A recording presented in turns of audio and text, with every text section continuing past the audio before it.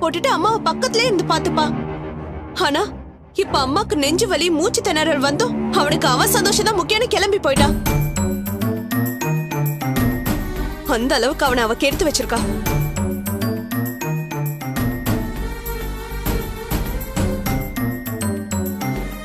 சரி, office function போகாம இருக்க முடியாதுன்னு வச்சுப்போ. அப்பப்போ போன் பண்ணி அம்மா எப்படி இருக்காங்கன்னு விசாரிக்கணும்ல.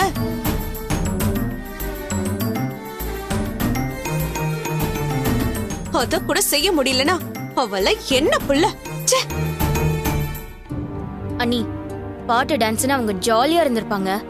அப்ப போய் அத்தை ஞாபகம் அவங்களுக்கு எப்படி அண்ணி வரும்?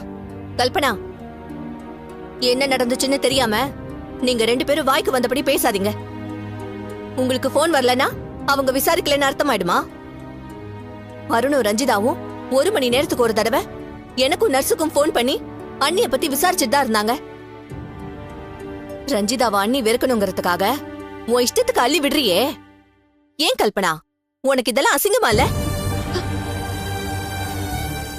ஏங்க, எப்ப பார்த்தாலும் நாங்க என்ன பண்றோம், நாங்க என்ன பேசுறோம்னு நீங்க வேவ் பாக்குறீங்களே, உங்களுக்குலாம் அசிங்கமா இல்ல? இத பாரு வித்யா, அடுத்தவங்களுக்கு தெரியாம கண்காணிக்கிறது, இல்லாததையும் பொல்லாததையும் போட்டு கொடுக்கறது, ஒண்ணும் இல்லாத விஷயத்த பெருசாக்குறது, இதெல்லாம் கல்பனாக்கும் உனக்கும் தான் நல்லா வரும். எனக்கு அதெல்லாம் சுத்தமா வராது. வித்யா, என்ன நீ வேணாம் விட்டுரு. புதுசா எதுவும் சண்டை ஆரம்பிக்காத. அம்மா, நான் எங்கம்மா ஆரம்பிச்சேன்? நம்ம பேசுறத ஒட்டு கேட்டு அவங்க தாம்மா வேணும்னே வம்புக்கு வராங்க. நான் ஒண்ணு ஒட்டு கேட்கல, தற்செயலா காதுல விழுந்தது. நீங்க உண்மையை சொல்லிருந்தா நான் அமைதியா போயிருப்பேன். நீங்க வாய்க்கு வந்தபடி போய் பேசினா கேட்டுட்டு சும்மா இருக்க முடியுமா? போய் சொல்றதே பொழப்பா வச்சிருக்கவளதான் நீங்க கூட்டு சேர்த்திருக்கீங்க. அத மறந்துட்டு பேசாதீங்க. ஐயோ வித்யா, போதும் விடுன்னு சொன்ன கேட்க மாட்டியா? அம்மா, அவங்க தாம்மா பேசிட்டு இருக்காங்க. அவங்க ஏதாவது சொல்லிட்டு போட்டோம். நமக்கு சம்பந்தமே இல்லாதவங்க கிட்ட நீ எதுக்கு அனாவசியமா வாக்குவாதம் பண்ணிட்டு இருக்க?